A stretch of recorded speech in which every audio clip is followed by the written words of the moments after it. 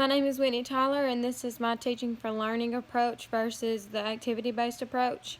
The activity-based approach is basically gameplay. There's no standards or outcomes. It's just like the adult versions of games. There's general to no feedback, and there's no skill development. Teaching for learning, on the other hand, is very standard-based. It is managed by time, it is very instructional, and there's assessment for student learning. Two schools that come to mind right off the top of my head are the activity-based approach is like the school I grew up at. It's Rivercrest.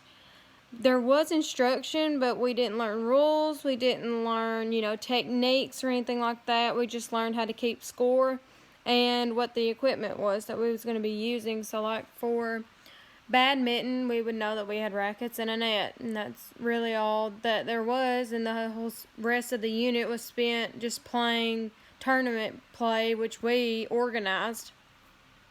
And then other units were the same. The only time we were assessed was we had to do a mile run at the end, and that wasn't even worth any points. The most of the part, we were graded by participation.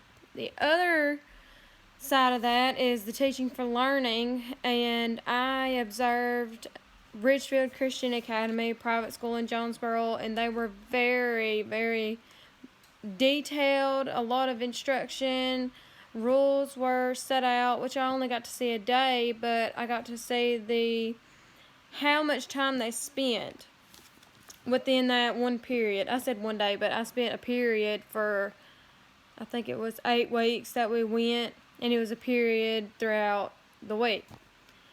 And every day we would come in, and usually they'd be already in that game or in that unit, so there wasn't much explanation, but he always went over rules and safety and things like that. And their assessments were clear. He would observe them continuously throughout. He would never stop to get distracted or anything. And so that was way different from what I'd seen. And I didn't get to see a lot of the assessment, though, other than the observations, because we just wasn't there long enough. But that's my comparison of teaching for learning and activity-based approaches.